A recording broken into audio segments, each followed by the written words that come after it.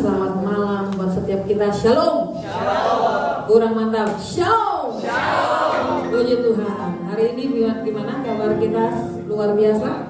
Biasa ya. Udah kenyang? Semua udah kenyang. Puji Tuhan. Dan kita mau siapkan hati kita di hadapan Tuhan hari ini. Ini hari pertama kita masuk dalam sesi yang pertama dalam KKR kita pada hari ini. Siapkan hati kita di hadapan Tuhan. Amin. Kita buka bejana yang besar buat Tuhan masuk dalam hidup kita. Jangan mau yang biasa-biasa, tapi minta sesuatu yang luar biasa. Sehingga apa yang Tuhan mau dalam hidup kita itu digenapi. Amin. Mari kita berdoa di hadapan Tuhan.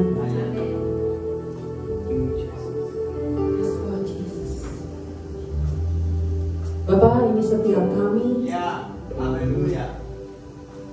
Kami percaya hari ini sesuatu yang dahsyat Tuhan akan kerjakan bagi setiap kami.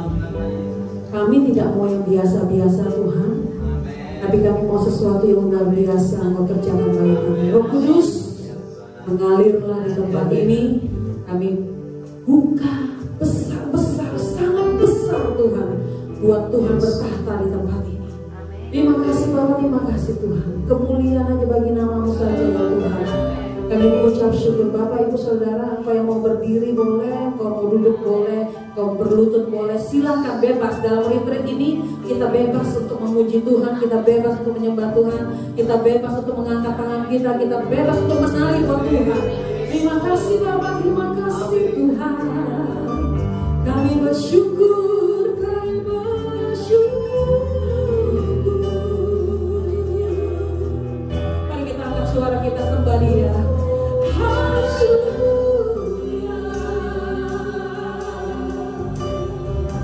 Sembah kami bagimu.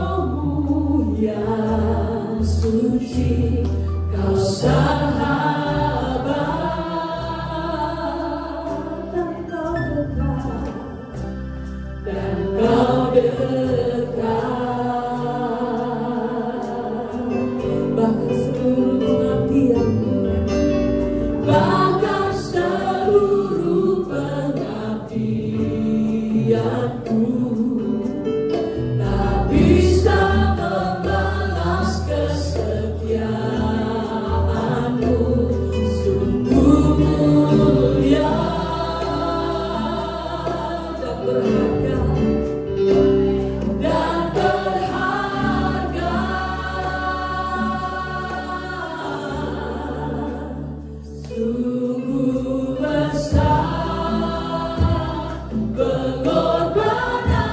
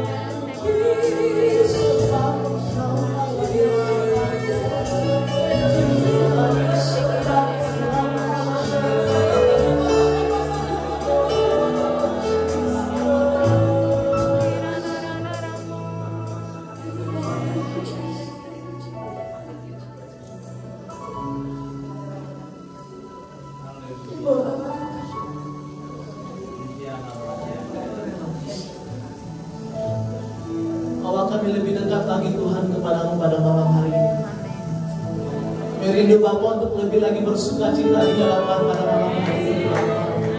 Mari Tuhan, kami rindu lawatan-Mu yang luar biasa terjadi pada malam hari ini. Kami rindu Tuhan ada terobosan yang Kau kerjakan dalam hidup kami Bapa.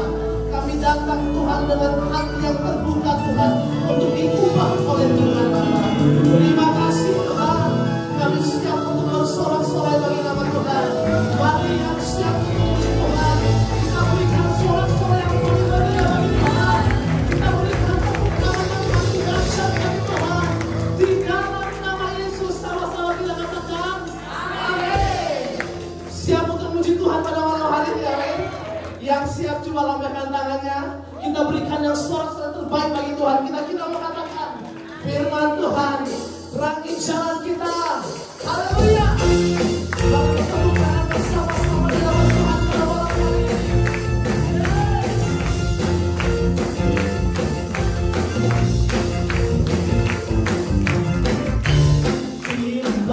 terangi jalan.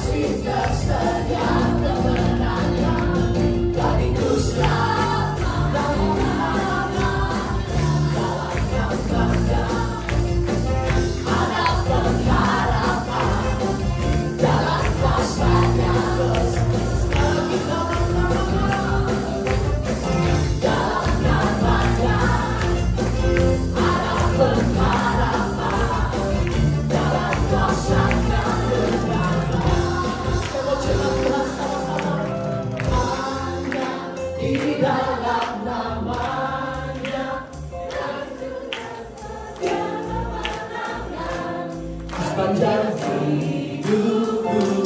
Yes. Hanya di dalam kuasa-Nya Yesus bersedia kemenangan. Hatiku selamat. Hanya di dalam nama-Nya Yesus yang sumber pengharapan di sepanjang hidupku. Hanya di dalam kuasa-Nya pasti tersedia kemenangan. Bagiku selamat-selamat dalam namanya. Ada pengharapan dalam kuasa-Nya kemenangan. Mari kita berikan sorak-sorai bagi Tuhan.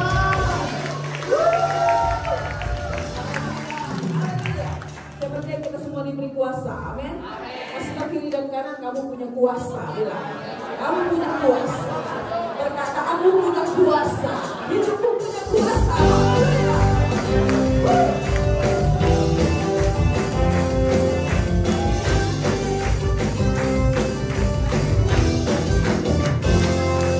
Dengan mantap jadikan. Diberi kuasa dari Raja Mulia, menaklukkan musuh di bawah kakimu. Pakai kuasa dari Raja Mulia. Bila Allah ada bersamaku, siapa jadi lawanku? Sungguh besar Kau Tuhanku, Engkau perisai hidupku. Ku berdiri dengan iman dalam Yesus Tuhan. Kau yang memberi kemenangan. Ku bersorak merayakan. Terpujilah Engkau Raja segala raja. Ayo kita berikan semangat memuji Tuhan. Haleluya. Kasih kau diri kau galakan. Diberi kuasa dari Raja Mulia, menaklukkan apa? Menaklukkan musuh di mana? Di bawah kaki. Amin. Pakai kuasa dari Raja Mulia. Bila Allah ada bersamaku, siapa jadi lawanku? Bila Allah ada bersamaku, siapa jadi lawanku? Bila Allah ada bersamaku, siapa jadi lawanku? Sungguh besar Kau Tuhanku, Engkau perisai hidupku. Ku berdiri dengan iman dalam Yesus Tuhan. Kau yang memberi kemenangan. Ku bersorak merayakan. Terpujilah Engkau Raja segala raja. Sungguh besar Kau Tuhanku, Engkau perisai hidupku. Ku berdiri dengan iman dalam Yesus Tuhan. Kau yang memberi kemenangan. Ku bersorak merayakan. Terpujilah Engkau Raja. Sungguh besar Kau Tuhanku, Engkau perisai hidupku. Ku berdiri dengan iman dalam Yesus Tuhan. Kau yang memberi kemenangan. Ku bersorak merayakan. Terpujilah Engkau Raja segala raja. Terpujilah Engkau Raja segala raja. Terpujilah Engkau Raja segala raja.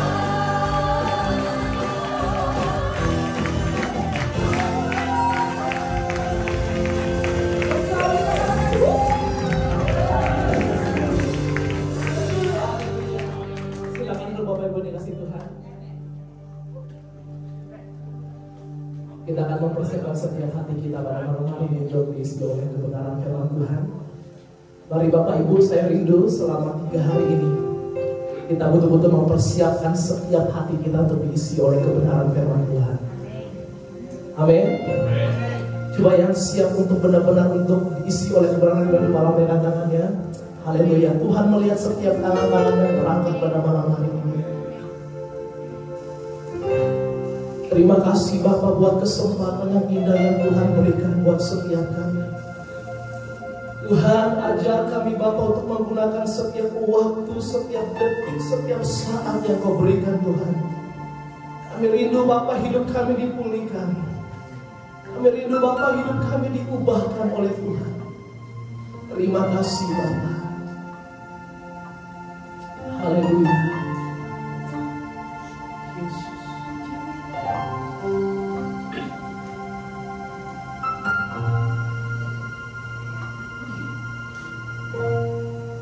Kuasa-Mu terlebih besar,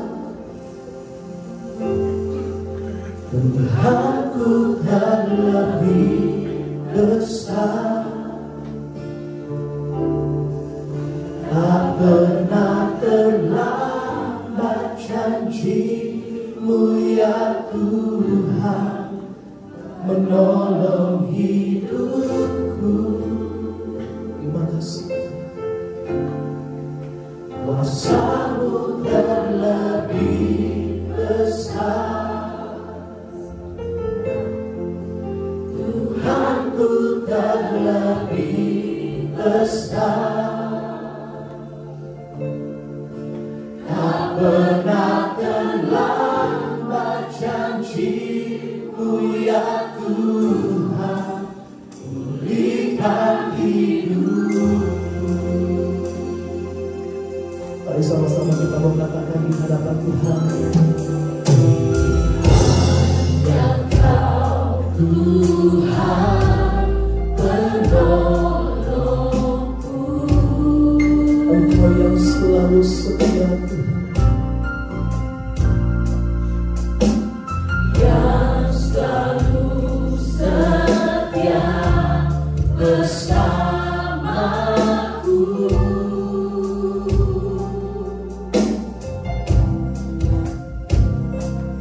Kasih-Mu yang sanggup mengubah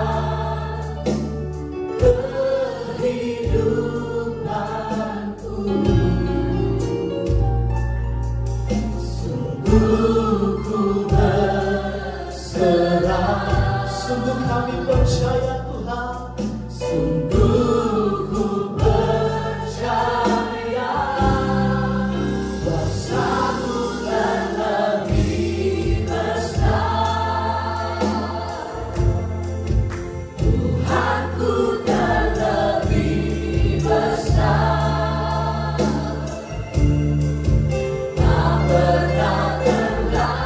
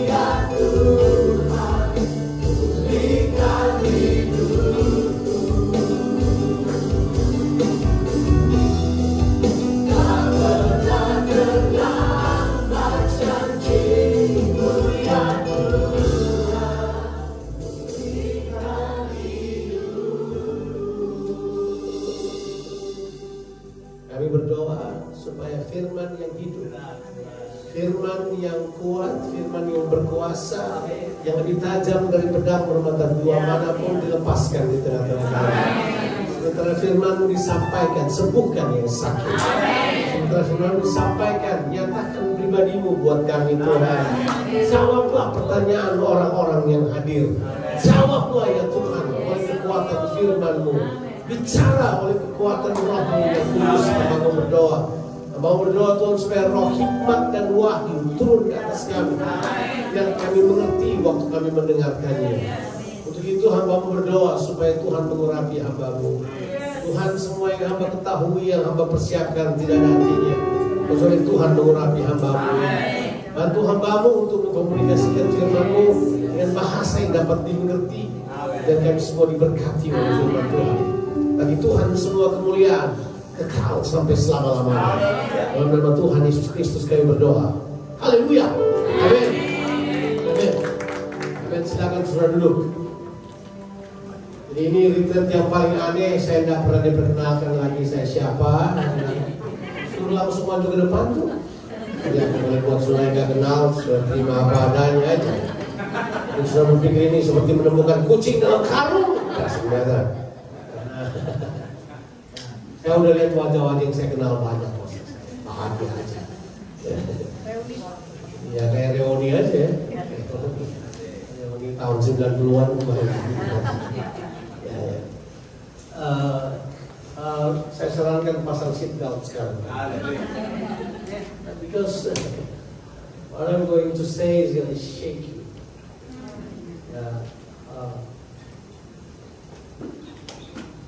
Ya kita mulai aja lah.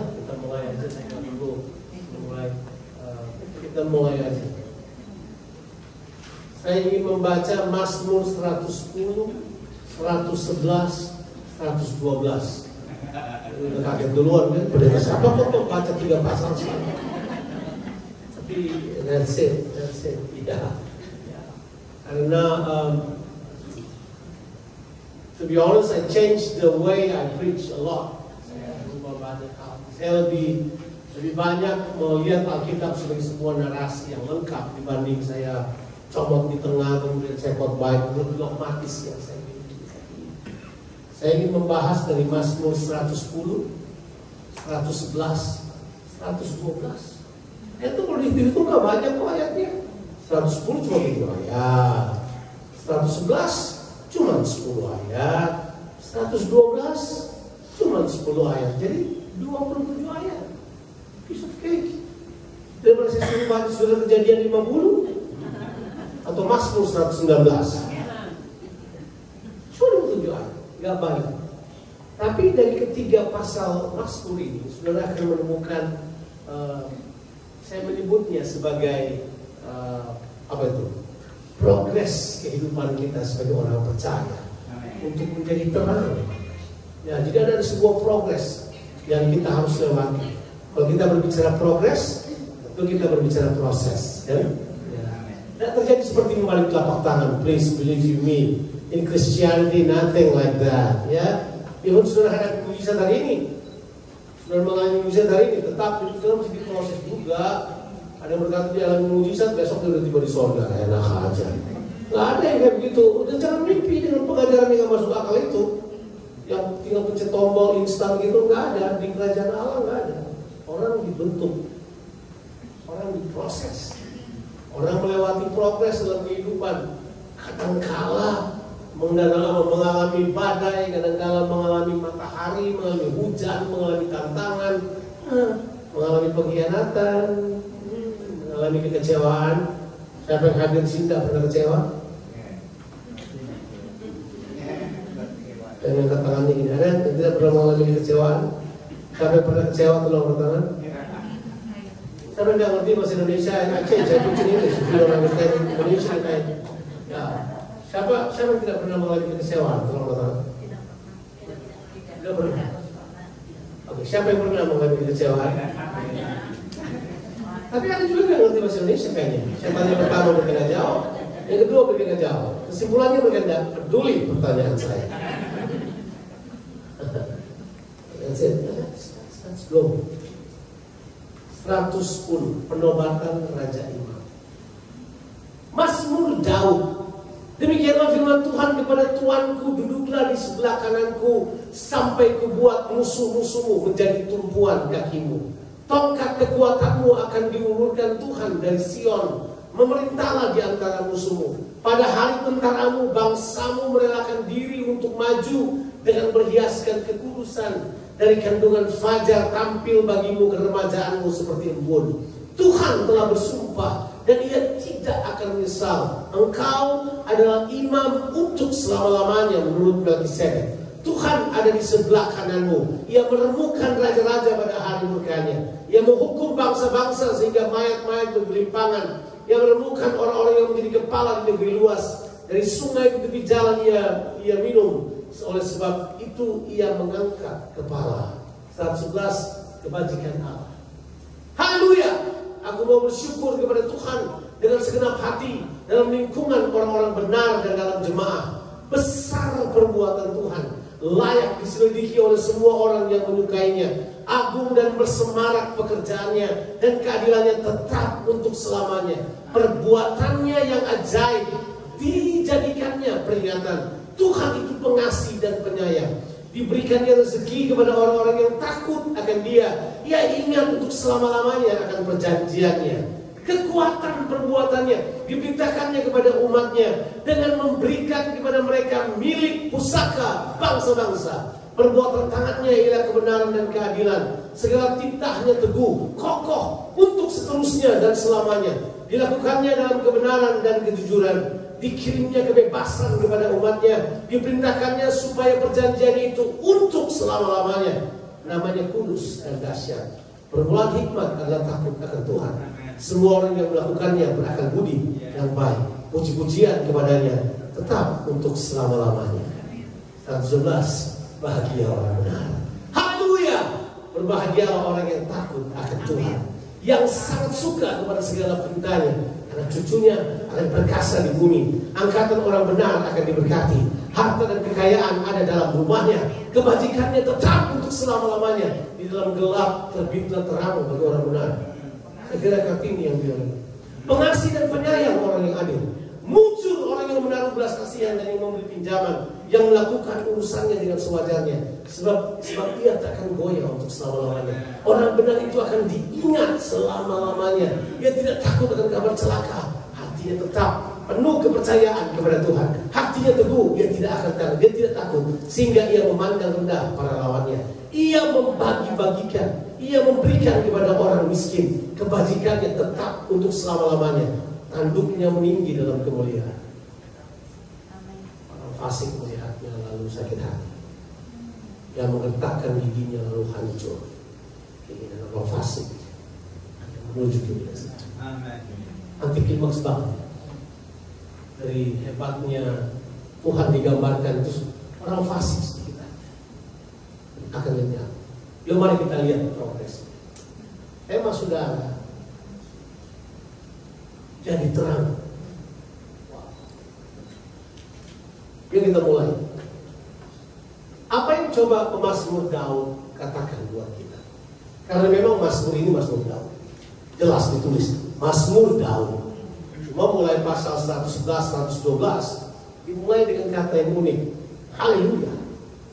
Sebuah kata yang penting. Harusnya sudah baca 113 juga. Dan kalau saya sudah baca 113 sudah akan berkata ini pernyataan gak ada bahan korban nih kayaknya.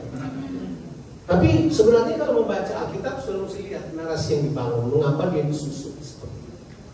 Ini kita mulai dari 110. Sudah percaya atau tidak? Ini penting sudah ketahui. Ayat 1 dari Mazmur 110 ini adalah ayat yang paling banyak dikutip di Perjanjian Baru. Oh ya? Yes. Kitab Kisah Rasul mengutipnya. Kitab Ibrani mengutipnya. Mungkin 3 kali di kitab Ibrani. Kitab 1 Petrus mengutipnya. Sebab ini berbicara tentang yang kita sebut dengan Messianis passage. Ini sebenarnya adalah nubuatan Mesianis. Jadi ini adalah pernyataan Tuhan. Coba kita lihat aja. Ayat 1 itu sudah kontroversi. Coba lihat. Mazmur Daud, demikianlah firman Tuhan kepada Tuanku. Tahu nggak bahasa aslinya? JHWH berkata kepada Adonai. Itu 2 nama Allah. Jadi Tuhan bercakap-cakap sendiri. Orang semua berkata apa ini? Ya kan? Secara teologi orang sudah didudukan pada sebuah pernyataan yang paling powerful bahwa Yesus adalah Raja. Itu jelas. Bahwa Tuhan telah ditetapkan. Sebab nubuatan ini adalah tentang Yesus. Gak ada lain yang fit untuk ini. Siapa? Daud yang bernubuat mengenai hal ini. Siapa? Mau tunjuk pada siapa sesudah Daud yang fit dengan ayat ini? Sebutlah Hizkia. Hizkia cocok? Yosia cocok? Gak ada. Siapa lagi sesudah itu? Sesudah Hizkia dan Yosia, gak ada raja yang bermutu di Israel. Jadi gak ada yang pas sampai Yesus baru fit. Cuma dia aja yang paling pas. Gak ada lagi yang lain. Karena ini adalah nubuatan Mesianis. Ini menunjukkan bahwa Tuhan adalah Raja. Sebenarnya begini. If you open your Bible, you read the Bible, you will get this theme. The greatest theme of the Bible is this, that our God is a King of the eternal and unshakable kingdom. That's the great theme of the Bible. Kalau kita baca Alkitab seluruhnya, maka yang paling kuat message-nya adalah Tuhan kita adalah Raja. Stop dulu sebentar. Dari wajah saudara saya tahu bahwa saudara tidak pernah menganggap Tuhan Raja. Saudara anggap Tuhan penebus paling banyak. Saudara anggap Tuhan, ya dia penyembuh paling banyak. Oh yes, he is a cosmic butler, or he is a what? He is a universe therapist. Jadi dia adalah Tuhan yang kalau kita minta dia datang, kita minta tolong dia tolong. Di kita buat ini kita salah dia akan bantu kita. Oh, he's God who always helps. Oke? Itu Tuhan saudara. Many people create God in their mind. Banyak orang ciptakan Tuhan di kepala mereka, dan mereka tidak baca Alkitab bahwa Tuhan itu Raja. He is the King. He sits upon the throne. And forever, Alkitab bilang, untuk selama-lamanya, tahtamu akan tegak. Pertanyaannya secara pribadi, aplikasi pribadi adalah ini. Apakah Tuhan memerintah kehidupan saudara? Atau saudara yang perintah kehidupanmu? Simpel kan? Jadi sebenarnya Mazmur 110 Itu sebenarnya ada sebuah mazmur yang berkata begini. Apakah Tuhan merupakan raja dalam kehidupanmu? Atau kebutuhanmu yang adalah raja? Atau mimpimu yang adalah raja? Atau egomu yang adalah raja? Atau kemauanmu yang adalah raja? Tuhan bukan raja di situ. Kalau Tuhan bukan raja di situ, saya mau beritahu pada saudara, hari ini jadikan dia raja dalam kehidupan. Sebab dia raja. Itu Mazmur 110 bercerita tentang bahwa dia raja. Dia raja dulu, baru imam.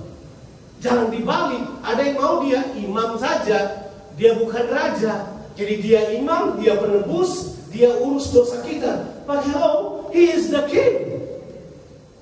Percayalah dia raja. Sudah yakin dia raja? Ya, dan kalau dia berfirman, itu dia bertitah.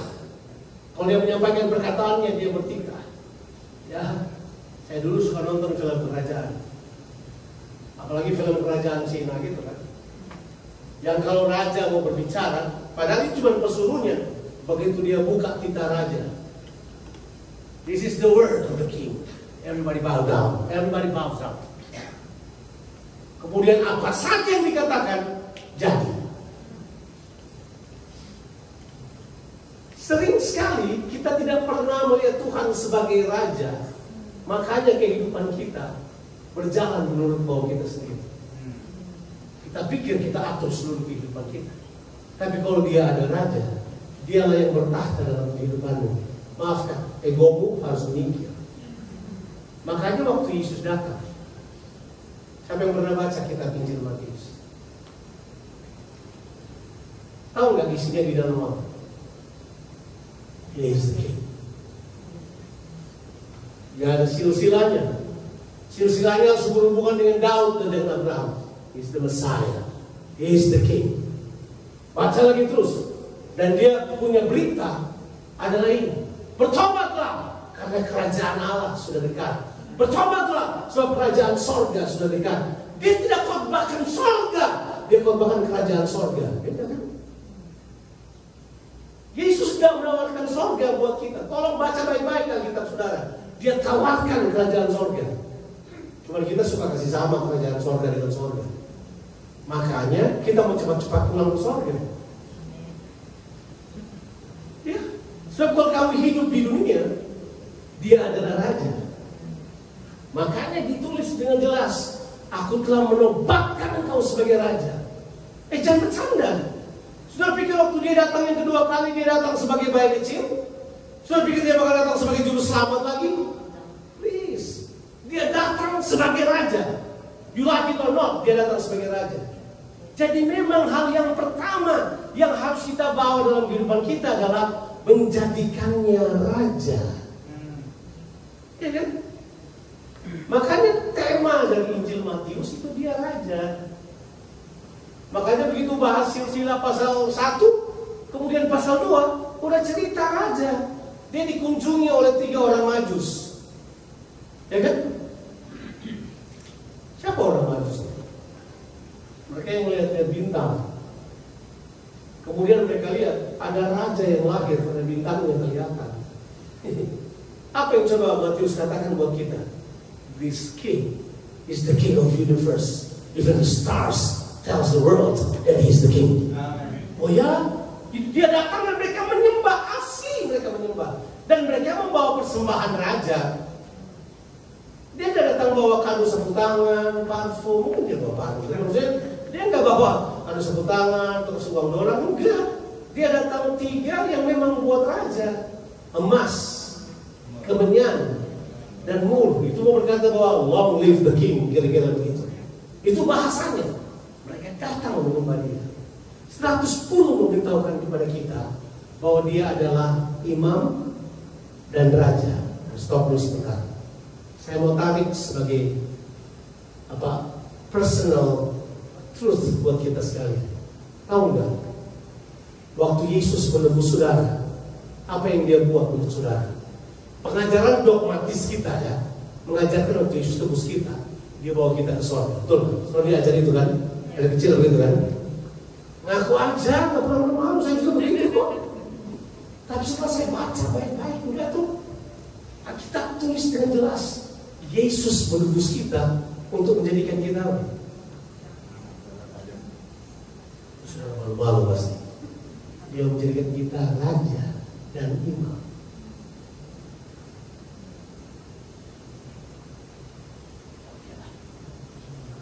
Ya, itulah. Saya kira sudah mengerti, tapi apa boleh buat kita ulang dari awal. Saya pikir saya tidak perlu baca, saya pikir sudah tahu. Dan kalau sudah tahu ya saya beritahu apa-apa. Kita ke Wahyu aja, langsung kita paling belakang, baik kan? Jadi kita dari belakang Wahyu kita balik ke Kejadian pasti. Tapi kita Wahyu. What did Jesus do to you through His redemption's work? What did He do for you? What? Oke. Kitab Wahyu pasalnya yang pertama, ayat yang ke-5 dan ayat yang ke-6. Oh Tuhan, ampunilah hamba. Kitab Wahyu pasalnya yang pertama, ayat 5 dan ayat yang ke-6. Saya baca pelan-pelan ya. Ikuti baik-baik. Sebab ini sebenarnya tidak perlu dijelaskan, kita sudah tahu. Dan dari Yesus Kristus, saksi yang setia, yang pertama bangkit dari antara orang mati, dan yang berkuasa atas raja-raja di bumi, bagi Dia, yang mengasihi kita. Siapa yang dikasihi oleh Yesus? Tolong tangan. Oke. Dan yang kedua lah, dan yang telah melepaskan kita dari dosa kita oleh darahnya. Apa artinya itu? Dia tebus kita dengan darahnya, correct? Tapi apa yang berarti sampai di situ? Ayat 6 dong. Dan yang telah membuat kita apa? Menjadi suatu apa? Kerajaan. Menjadi apa? Imam-imam bagi Allah Bapaknya. Bagi Dialah kemuliaan apa? Dan kuasa sampai selama-lamanya. Kalau sudah baca tulisan King James, coba kita lihat tulisan King James. Kalau nggak ada, ini di Australia masa nggak ada, cuma Indonesia. Coba King James sudah baca. Kalau ada, tolong dibaca. Apa-apa putusannya.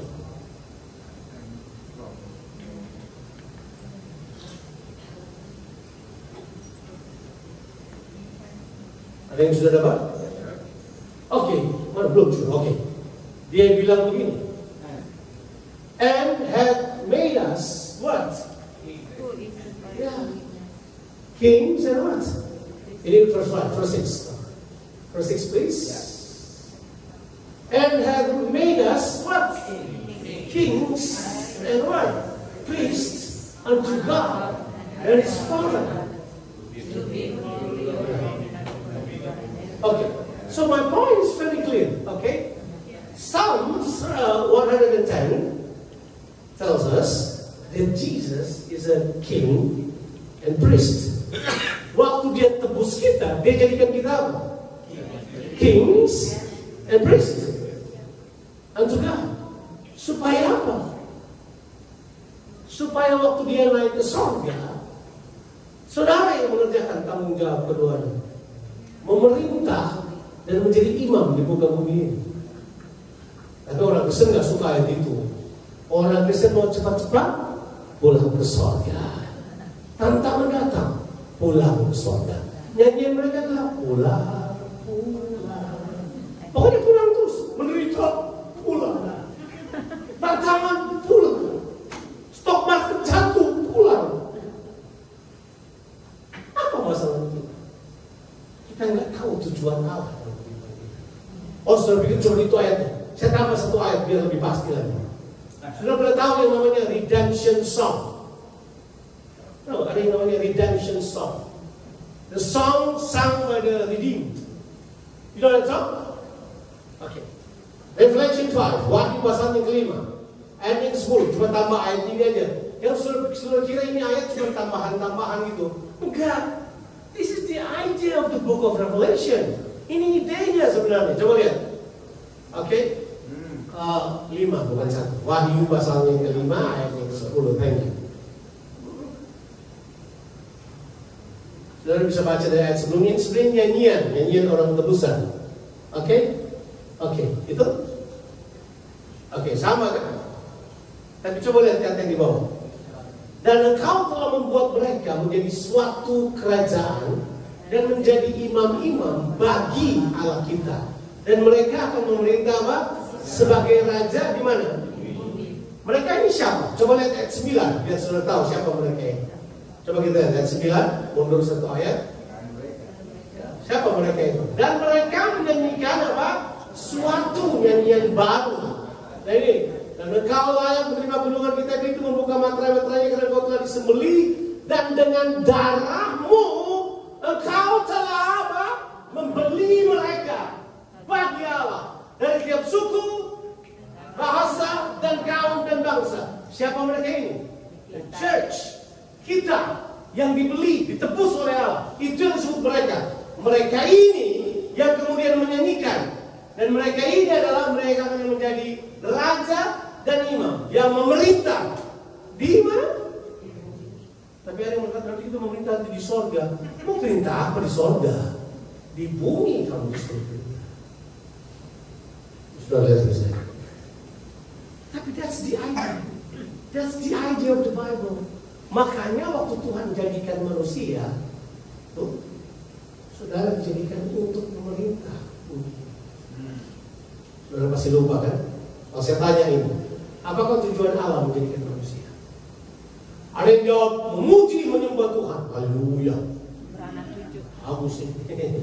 Bagus sih. Tapi kalau baca Alkitab, kita bisa lihat tujuan Allah menjadikan manusia. Nah, kitab Kejadian adalah kitab yang memberitahukan pada kita tujuan Allah menjadikan manusia. Coba kita lihat. Kalau dari wajah sih sudah mengerti. Tapi ketika ditanya, sudah kagak. Berarti kita ulang lagi. Kejadian 1 ayat 26. Lalu berfirmanlah Allah, baiklah kita menjadikan apa? Manusia menurut apa? Gambar dan rupa kita. Supaya apa? Mereka apa? Supaya mereka apa? Supaya mereka apa? Oke, nggak usah panjang-panjang. Berkuasanya di sini, di bumi, bukan di surga. Ya, yang lain sudah baca sendiri, sudah ngerti kan? Tapi ya, supaya mereka apa? Berkuasa atas ikan, burung dan semuanya. Saya pernah salah, saya bilang ikan di udara dan burung balik. Bukan itu lah, ya. Di mana? Di mana? Berkuasa di mana? Sudah ya? Itu tujuan Allah jadikan manusia. Sekarang kita ulang. Apakah tujuan Allah jadikan manusia?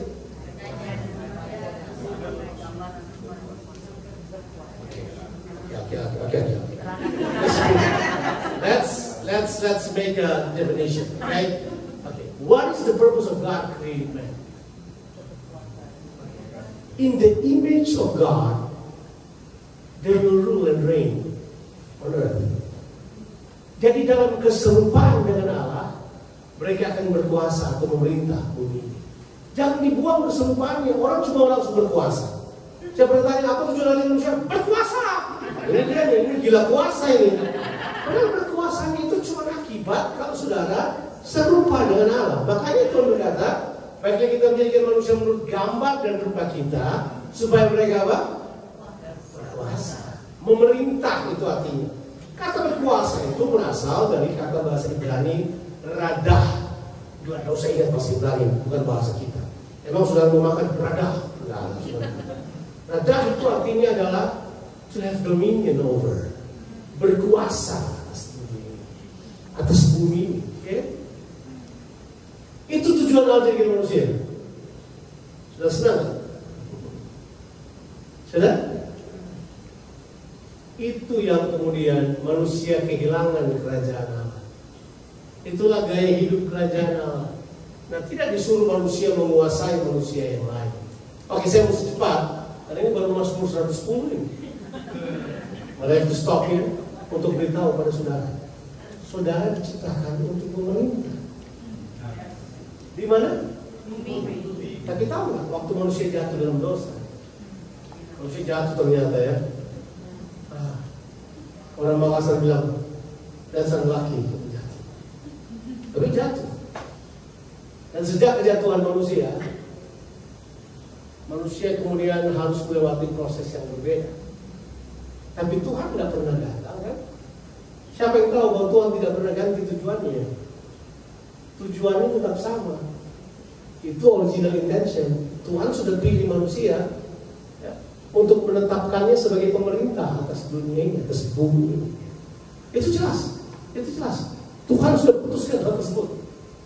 Nah makanya Paulus menuliskannya. Yuk kita lihat apa yang Paulus tulis mengenai tujuan Allah itu. Roma 8 ayat 28. Saya suka bercanda tanya orang, mana yang datang dulu, dipanggil dulu atau dipilih?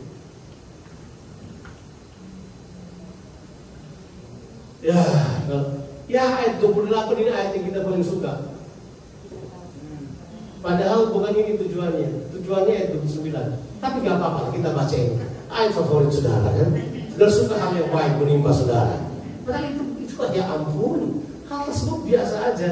Hal baik, hal buruk menimpa saudara, it doesn't matter. Tuhan tetap dulu di atas tahta dan tujuannya pada saudara tetap sama. Coba kita baca. Kita tahu sekarang bahwa Allah turut bekerja dalam segala sesuatu untuk mendatangkan kebaikan bagi mereka yang mengasihi Dia, yaitu bagi mereka yang terpanggil sesuai dengan apa? Rencana Allah. Kita pikir terpanggil datang duluan.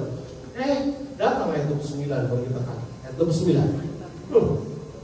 Sebab semua orang yang dipilihnya dari semula. Itu berarti dipilih datang dulu. Dipilih dari semula. This is what they call original intentions of God creating man. Ini original intention. Ini adalah maksud awal Tuhan jadikan manusia. Apa maksud awalnya? Ditentukannya dari semula untuk apa? Menjadi serupa dengan apa? Gambaran anaknya. Supaya ia anak itu menjadi yang sulung dari antara banyak saudara. Ayatnya ke-30 langsung. Ayat 30. Dan mereka yang ditentukannya dari semula, mereka itu juga dipanggilnya. Jadi panggilan datang belakangan, pilihan datang duluan.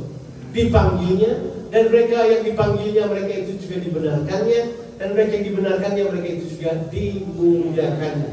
Kalau kemudian saudara baca ayatnya yang ke-31 dan seterusnya, kita tidak akan bahas itu lagi. Tapi sampai di situ aja kita temukan bahwa this is the original intention of God. This is the purpose of God for human being. In the likeness of God, we will rule and reign on earth. Tadi malam saya terjemahkan kata rule and reign supaya jangan membingungkan.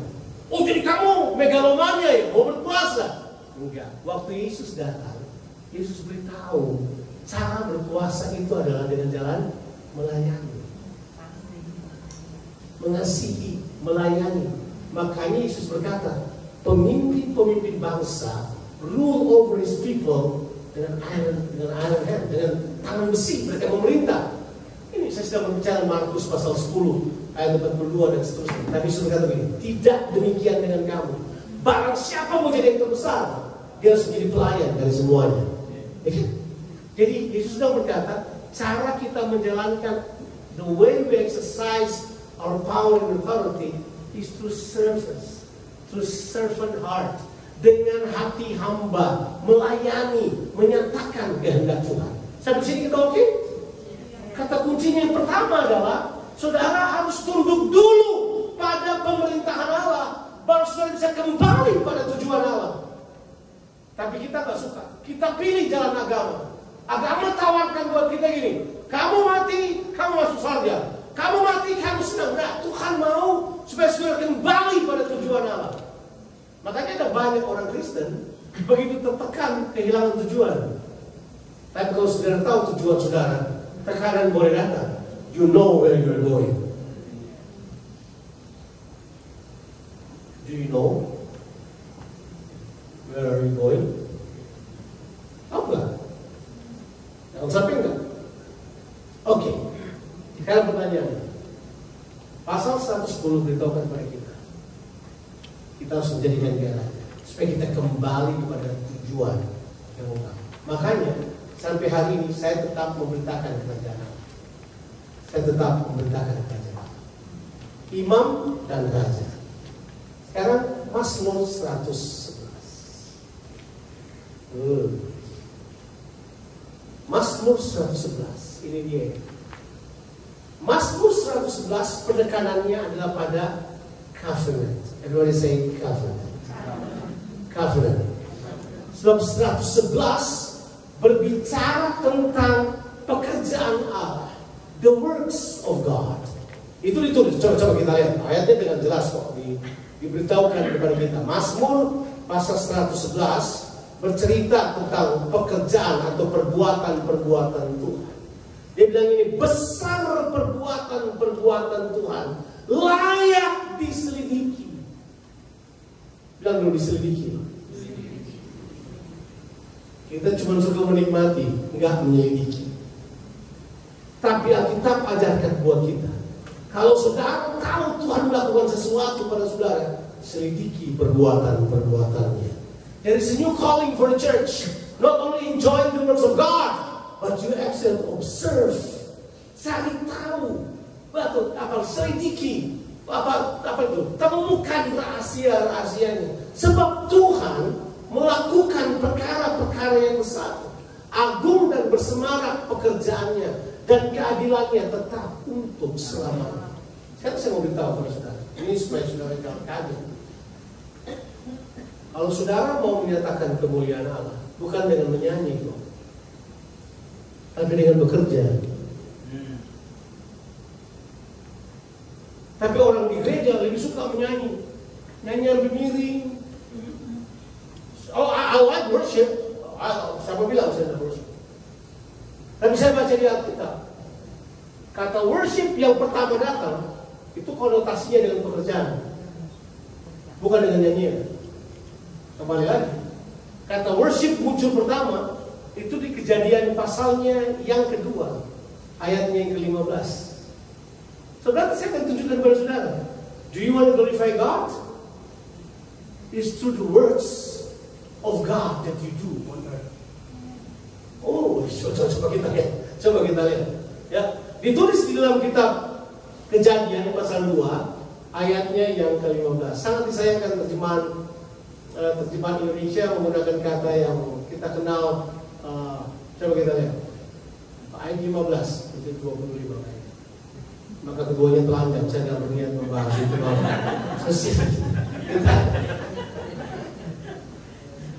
Nanti kita bahas itu secara keluarga. Tuhan Allah mengambil manusia dan menempatkannya dalam taman Eden. Untuk apa? Mengusahakan dan memelihara taman itu. Tahu nggak kata mengusahakan berasal dari kata apa? Dalam bahasa Ibrani-nya menggunakan kata abad. Dari kata itu kita dapat kata abod. Dari kata abod itu kita dapat kata ini. Pasti sudah pernah dengar lah. Pasti Kristen sudah lama, pasti sudah rekod main saudara. Avoda. Have you heard the word avoda? Avoda adalah bekerja atau menyembah dengan pekerjaan. Sebab arti avoda itu, mengusahakan itu, kalau saudara artikan dalam bahasa aslinya, itu adalah Levitical service unto God. Levitical service berarti adalah pelayanan keimamatan bagi Tuhan. Itu katanya. Jadi kata itu muncul pertama di situ. Tapi nggak ada cerita ditulis bahwa Adam dan Hawa pakai gitar nyanyi-nyanyi kemudian berkeliling, nggak ada. There's nothing there. Tapi yang ada adalah hubungan intim dengan Tuhan dan pekerjaan yang mereka kerjakan. Saudara tidak rasa aneh ini? Sudah masih agak marah sama saya. Tapi waktu Yesus mengakhiri pelayanannya, Yohanes 17, Yesus berkata begini, aku telah memuliakan engkau dengan jalan apa? Menyelesaikan apa? Pekerjaan. Loh, jadi memuliakan Allah itu adalah apa? Menyelesaikan pekerjaan. Tentu sudah tidak percaya lagi. Kita baca, saya sudah tahu. No, this is what I'm trying to say to the church right now, bahwa gereja seringkali terlalu dogmatis dan mengambil segala sesuatu keluar dari apa yang kita coba sampaikan kepada kita. Jadi kita ini suka sekali kebaktian, tidak suka bekerja. Tapi ada juga yang bekerja terus tidak mau ibadah. Itu sudah kemudian jangan-jangan hampir saya khotbah ini sudah tidak mau ibadah lagi, sudah mau kerja terus. maksud. Bukan pekerjaan untuk kasih makan diri saudara. Yohanes 17. Yohanes 17. Mungkin kita baca mulai ayat yang kelima. Coba kita lihat. Yohanes 17. Saya sudah membaca ini beberapa kali, tapi memang idenya dia katakan seperti ini. Oleh sebab itu ya Bapa, permuliakanlah aku padamu sendiri dengan kemuliaan yang kumiliki di hadiratmu sebelum dunia ada. Jadi Yesus udah punya kemuliaan sebelum dunia ada. Cuma menunjukkan bahwa dia punya pre-existence. Dia sudah ada sebelum dia datang ke dunia ini. Ayat yang ke-6. Aku telah menyatakan apa? Namamu kepada semua orang. Dia sudah menyatakan namanya kepada semua orang. Betul ya? Engkau berikan kepada aku dan seterusnya. Saya akan bahas itu. Ayatnya yang ke-7. Ini kan tanggung jawabnya Yesus. Ya kan? Sekarang mereka tahu bahwa semua yang engkau berikan kepada aku itu berasal dari padamu. Oke. Nah sekarang perhatikan kata-kata ini. Kata ini adalah kata yang penting.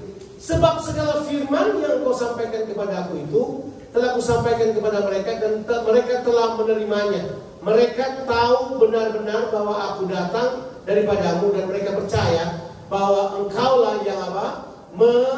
Mengutus aku. Jadi engkaulah yang telah apa? Mengutus aku. Jadi Yesus diutus oleh siapa? Dia datang ke dunia ini. Apa yang dia kerjakan waktu Bapa utus dia? Apa? Ada banyak pekerjaan.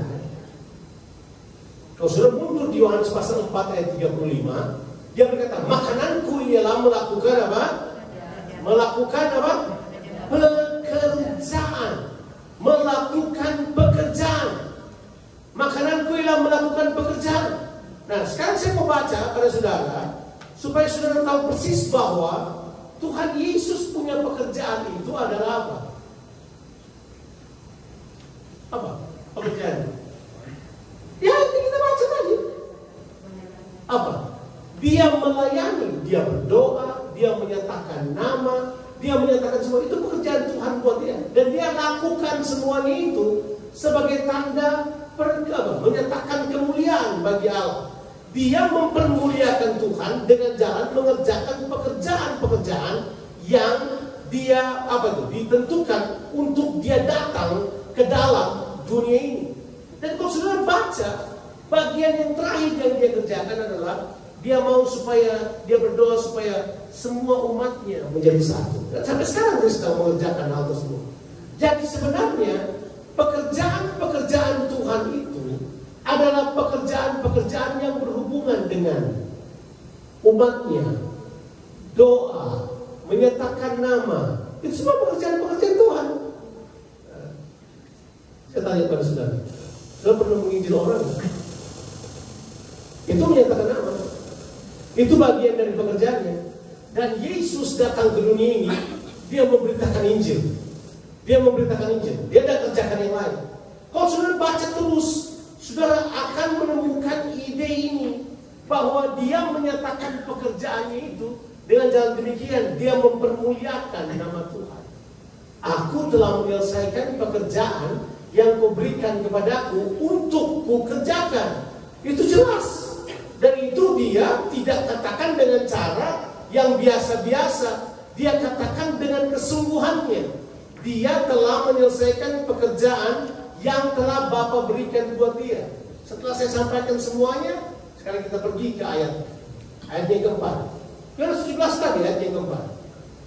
Saya sengaja mau supaya saudara melihat bahwa Yesus memuliakan Bapanya dengan menyelesaikan pekerjaan. Coba kita baca ayatnya. 1, 2, 3. Aku telah mempermuliakan engkau di bumi dengan jalan apa? Menyelesaikan apa? Pekerjaan yang kau berikan kepadaku untuk melakukannya. Saya tidak mau masuk pada detail pekerjaan ini, nanti biar Pak Gembala yang melakukannya. Tapi kata kuncinya semua di sini. Covenant itu menunjukkan Tuhan bekerja, ada bagian Tuhan. Tapi Tuhan berikan juga ada bahagian kita. Saudara punya covenant apa tidak? Di dalam Yesus orang punya covenant. Masalah paling besar di gereja Tuhan di seluruh dunia ini, kita nggak mengenal covenant lagi. Betul ya? Covenant yang paling dekat dengan manusia itu adalah the covenant of marriage. Betul ya? Sekarang kan orang seenaknya sekarang. Saya sekali lagi, saya tidak menghakimi, tapi saya punya judgment. I don't judge, but I have judgment in me untuk bisa membedakan apa yang terjadi. Oh ya, orang sekarang mulai menganggap rendah covenant. Padahal Tuhan kita adalah Tuhan apa? Covenant. Alkitab saudara itu covenant. Ya kan? Your book is the book of covenant. Our Bible is the book of covenant. New Testament and Old Testament. Testament is actually means written covenant. Ya? Jadi jelas banget bahwa kita perhatikan baik-baik. Ini penting untuk kita ketahui. Saudara harus hidup dalam covenant. Apa itu hidup dalam covenant? Itu adalah perjanjian, pakat setia. Semuanya ada di dalam Yesus. Tapi saudara mesti mengerti apa itu covenant. Covenant adalah kesepakatan di antara dua belah pihak atau lebih, di mana dalam kesepakatan itu masing-masing pihak berjanji dengan sumpah dimateraikan oleh darah untuk melakukan tanggung jawab mereka demi tercapainya tujuan dari covenant itu. Jadi Tuhan melakukan bahagiannya, tapi saudara juga harus melakukan bahagian saudara. Tapi pengajaran masa kini Tuhan yang kerja semuanya, kita duduk-duduk aja. Kalau keselamatan iya, tapi selebihnya ada tugas buat saudara, ada tanggung jawab buat saudara. Sebab menjadi terang itu bergantung pada perbuatanmu, bukan bergantung pada teologianmu sebenarnya. Orang kata kalau pintar teologi tidak bikin apa-apa, kerjanya berdebat aja di YouTube. Jadi malu-malu Tuhan aja mereka berdebat. Nah, yang saya mau katakan ini, saudara harus punya covenant. Sebab covenant itu akan menghasilkan satu hal. Covenant itu akan menghasilkan pengenalan. Pengenalan. Saudara tahu kan? Itulah hidup yang kekal. Mengenal Allah, itulah hidup yang kekal. Saudara mengenal Tuhan? Ya? Saudara mengenal Tuhan? Lanjut sedikit lagi. Tapi ini yang ketiga pasti saudara suka sih. 112 itu saudara suka. Tapi ini dia, pengenalan akan Allah yang benar akan menghasilkan takut. Makanya di pasalnya yang ke 111, jangan 112, 111 ayatnya yang terakhir, ayatnya yang ke-10 kata itu muncul. Setelah dia beritakan perbuatan Tuhan layak diselidiki, perbuatan Tuhan hebat, termasyur, dia kemudian lagi, orang yang takut akan Tuhan, semua orang yang melakukannya, takut akan Tuhan itu berakal budi. Tahu nggak akal budi? Akal budi dan hikmat berjalan bersama. Sumbernya adalah takut akan Tuhan. Sudah takut akan Tuhan ya? Oke. Saya lompat. Covenant menghasilkan pengenalan akan Allah dan takut akan Tuhan.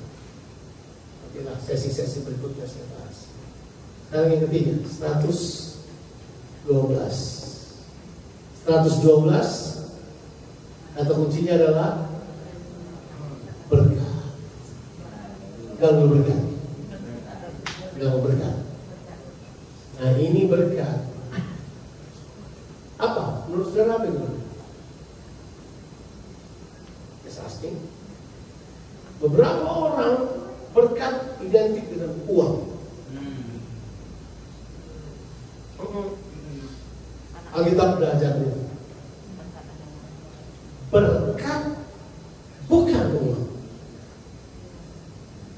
Tahu berkat? Oke. Saya kasih tahu dulu bahasa berkat di perjanjian lama supaya saudara dapat picture. Berkat di perjanjian lama datang dengan kata barak atau berekah. Dua kata itu dipakai. Barak atau berekah. Kalau barak itu juga artinya pujian. Makanya ada bahasa Inggris yang berkata, I will bless the Lord at all times. I will bless. Memberkati itu bisa artinya pujian. Ada kata barak memang. Tapi kata barak itu ada adalah sebuah sikap tubuh yang tunduk dan meletakkan tangan. Jadi ini berkat itu berekah, itu barakah. Kalau saya bilang barak, terus ingat Obama lagi. Barak artinya adalah tunduk dan menaruh tangannya. Jadi Alkitab bilang artinya berkat itu gini. God put His hand on you. God put His hand on you. Kalau saya pakai bahasanya, implikasinya adalah God will work in you. Ulang. Jadi arti berkat adalah Tuhan menaruh tangannya atas saudara, atau Tuhan bekerja dalam kehidupan saudara, atau melalui kehidupan saudara. Pak, berkat itu bukan hasil. Berkat datang duluan, hasilnya boleh lain. Sebab berkat datang di depan. Saudara mau tahu pertama kali kata berkat di mana?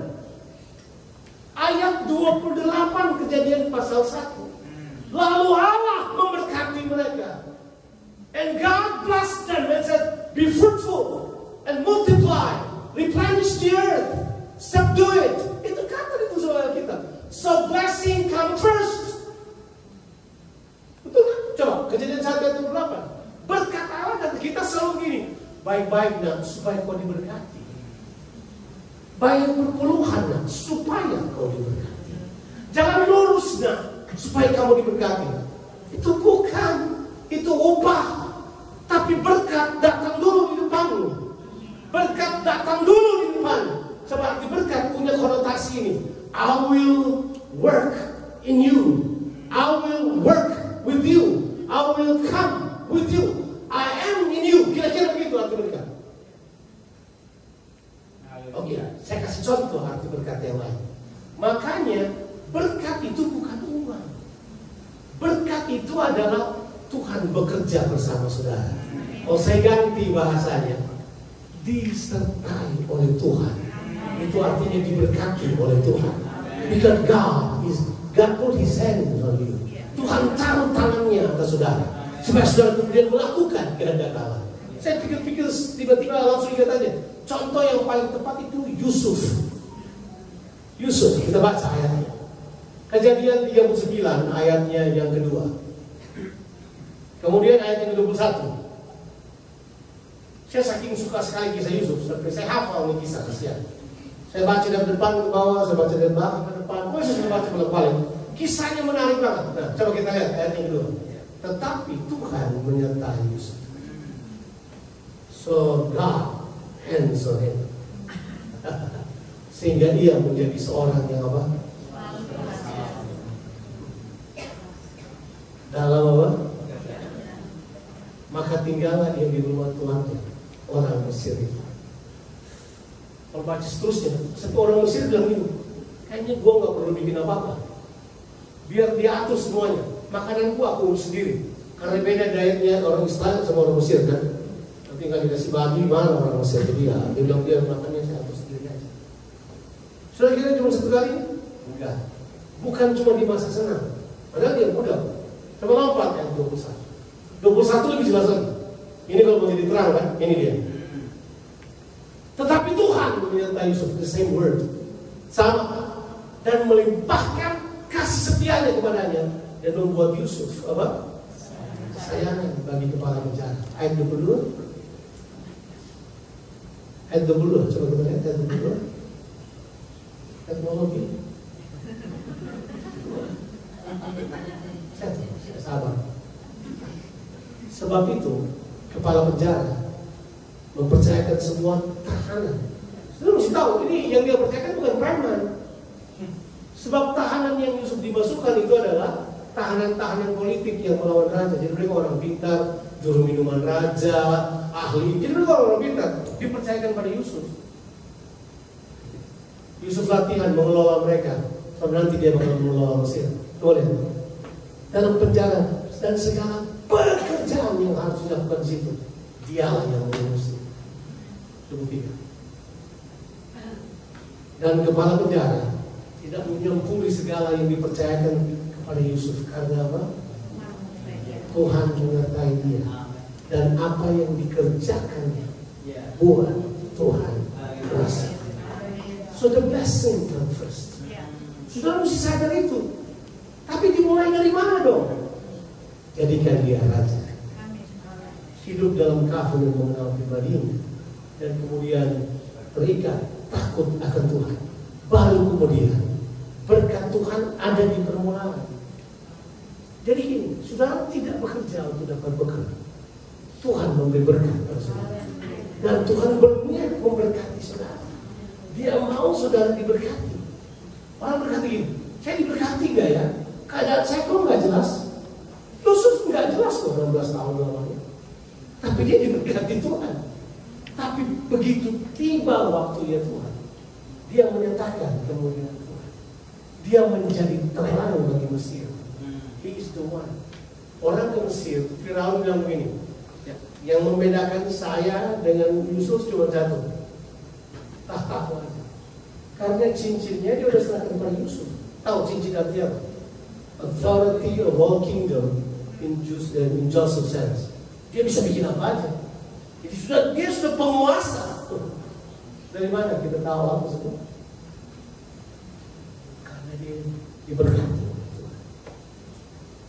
Setelah saya mengerti konsep berkat saya berbeda, langsung saya tahu bahwa kekayaan ada di dalam rumah.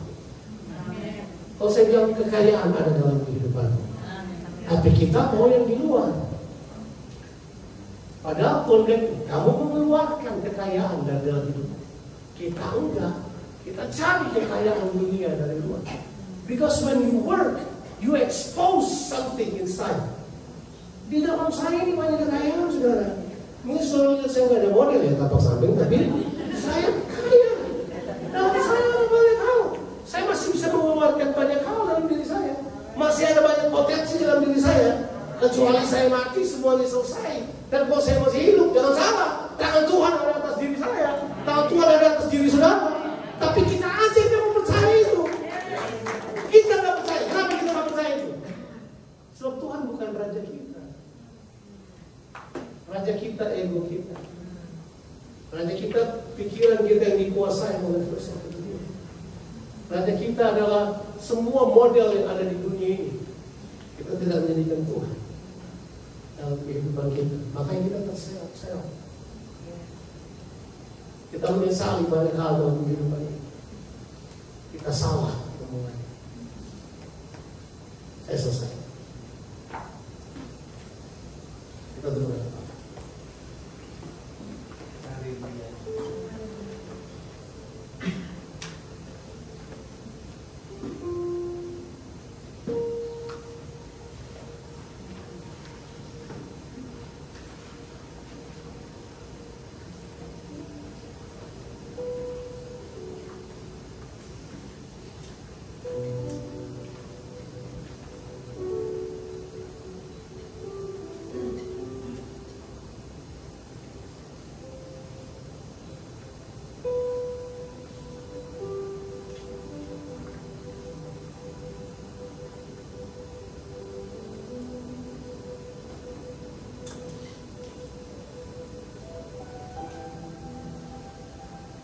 Apakah Tuhan memerintah dalam kehidupan? Apakah Yesus adalah Raja dalam kehidupan? Apakah kerajaan Allah turun di atas kehidupanmu? Turun dalam kehidupan keluargamu? Apakah kerajaan Allah memerintah dalam pekerjaanmu?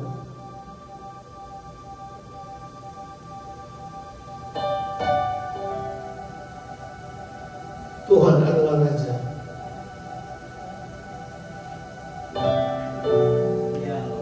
Dia datang sebagai Raja.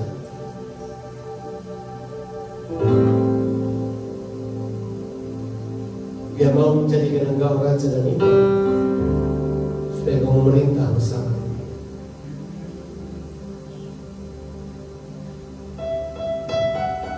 Waktu Yesus minta bertobatlah supaya kamu masuk dalam kerajaan surga, Artinya kamu harus berbalik dari pemikiran dunia ini dan menjadikan Dia raja dalam kehidupanmu. Gak ada yang lain. Sebab kerajaan Allah itu total, Dia mutlak. Sebab Dia raja dalam kehidupanmu atau tidak sama sekali. Gak ada di tengah-tengah. There's no natural soul.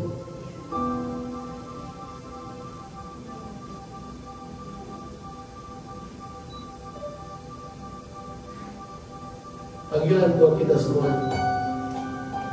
mari jadikan Dia raja. He is your king. He is your king. Dia adalah raja. Adakah dari saudara yang sudah tahu kehidupan saudara berantakan? Kau sudah ke gereja, kau sudah mengerjakan banyak hal, kau tidak pernah mencapai apa yang Tuhan inginkan. Sebab kau memulai dengan jalur yang salah. Kau memulai dengan cara agama. Memang Yesus adalah penebus, tapi Dia adalah raja yang menebus kita. Sebab kata penebus bagi konsep orang Yahudi itu adalah Tuhan. Dia raja, Dia penguasa, Dia memberikan sesuatu. Ada kenal saudara yang mau berkata seperti itu? Saya mau menjadikan Yesus raja. Kalau saudara mau mengatakannya, saudara aku berdiri. Saya ingin berdoa buat saudara. Mungkin saudara merasa bahwa ya saya sudah melakukannya, tapi enggak, saya hidup saya terserah saya dong. I'm the master of myself. I will do whatever I wanted to do. I will go wherever I wanted to go. I will be whatever I wanted to be. Itu kayak kita katakan dalam hati kita. Kalau Tuhan adalah raja. Mazmur 110 berkata, satu saat Dia akan memerintah, dan semua yang tidak berada dalam pemerintahannya akan tergilas.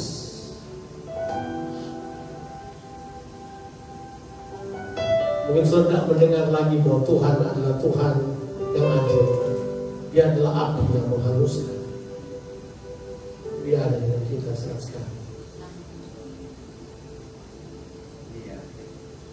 Amin. Rasul berkata, saya mau jadikan Dia raja. And His word come to you. Biar perkataan yang menguasai.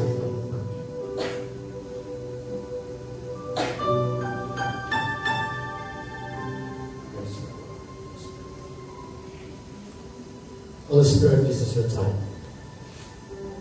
Speak into our hearts.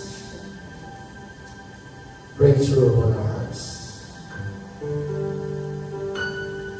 Hancurkan semua benteng-benteng keangkuhan manusia, ego manusia yang merasa bahwa hidup ini adalah hak.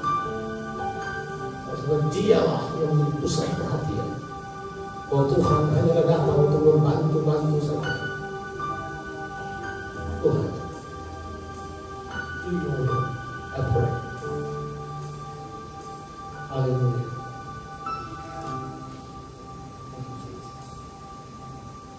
Terima kasih Tuhan.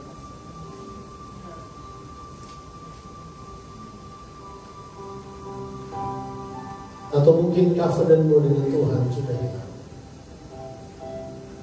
Mesbahmu tidak berdiri lagi.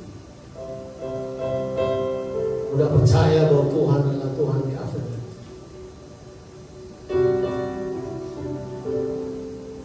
Kamu memilih firman yang kau mau, kau buang yang kau gak suka.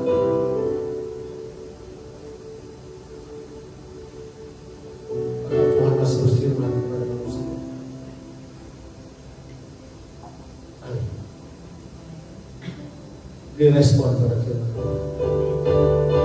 Sekarang saya mau tantang saudara. Kalau saudara belum menyerahkan kembali kehidupan kepada Tuhan, saudara masuk ke depan dan saya mau berdoa untuk saudara. I haven't done this for a long time. Kalau saudara merasa saudara belum yang dinyanyikan sudah berdiri keluar dari hidung saudara, tapi ini adalah pilihan kehidupan. Ini adalah keputusan. Anyone yang perlu maju ke depan, berbicara dengan sesuatu. I can easily stop here and mind. Saya nggak datang untuk menggunakan siapapun. Tuhan sudah berkata ya, saya perlu start hidup saya kembali. Sebab Tuhan bukan raja saya. Apa dan saya mau kembali? Saya tidak hidup seperti yang Tuhan kehendaki. Saudara mau menjadi seperti yang Tuhan. Tuhan dan khusus saudara maju ke depan dan saya akan berdoa.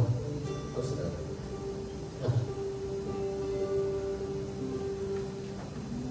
Lord, orang lain tidak akan selamatkan saudara.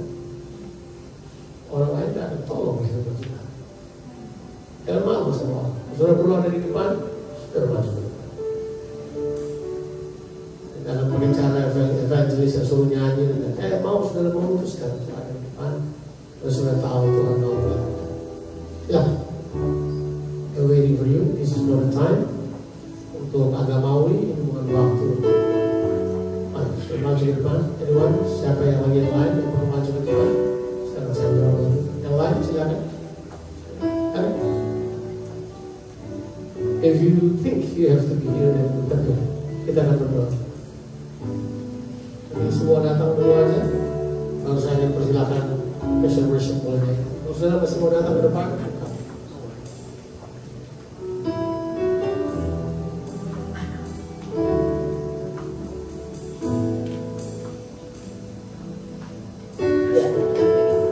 saudara yang atau mungkin ada dari antara saudara yang saudara ingin mengeluarkan potensi yang ada dalam kehidupan saudara. Saudara tahu bahwa banyak potensi dalam hidup saudara dan saudara untuk mengeluarkannya, dan saudara butuh untuk didoakan. You can come to the front and you really feel like you need prayers, and whatever area in your life you can come to the front. We'll have to pray for you.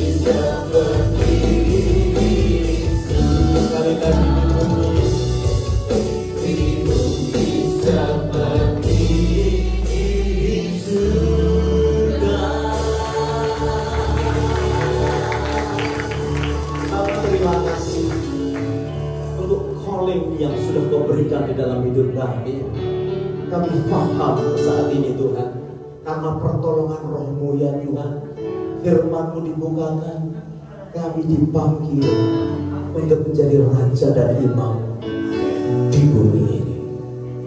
Itu sebabnya biar kami mengerjakan tanggung jawab kami, sebab Kau sudah kerjakan di atas kayu salib tanggung jawab. Hati kami bersuka untuk koin yang Kau berikan kepada kami. Itu sebabnya Bapa, menerangkan firman-Mu di dalam kehidupan kami, itu terus kami berjalan bersama dengan Tuhan. Thank you Lord. Di dalam nama Yesus kami berdoa dan mengucap syukur. Haleluya. Semua kita berkata, jangan duduk dulu. Katakan bersama dengan saya, sekarang saya tahu panggilan saya. Kasih tahu sama sebelahnya, saya tahu panggilan saya. Kamu tahu nggak? Tahu. Haleluya. Bapak Ibu silakan duduk. Kita bersyukur untuk anugerah yang besar malam hari ini. Saya serahkan kepada panitia untuk berikan pengumuman sebelum kita selesai. Ya, Bapak Ibu, saya percaya kita semua sudah dilawat Tuhan. Siapkan diri untuk besok, karena besok itu kita ada acara yang sangat padat. Saya percaya ada sesuatu yang dahsyat Tuhan akan kerjakan lagi. Mungkin bukan malam ini, tapi malam ini sudah. Tapi Tuhan akan kerjakan lebih dalam lagi. Amin. Ya, besok jam 6.30 pagi kita ada saat teduh bersama di tempat ini. Jadi Bapak Ibu, mari kita bersama-sama bersaat teduh di tempat ini. Kemudian jangan lupa sesudah itu kita ada senam bersama, menyegarkan tubuh kita. Jadi jangan lupa untuk itu. Dan sepanjang hari besok itu sesi-sesinya luar biasa. Kita akan dilayani oleh Pastor Ina, kita akan dilayani tetap oleh Pastor Jonathan. Kita akan pisah kelas, ada talk show, dan saya percaya itu akan memberkati setiap kita. Amin. Tepuk tangan dulu buat Tuhan kita yang luar biasa. Oke, kita akan berdoa penutup. Berdoa untuk setiap kita. Baik, tos kiri kanan bilang siapkan diri untuk besok dilawan Tuhan.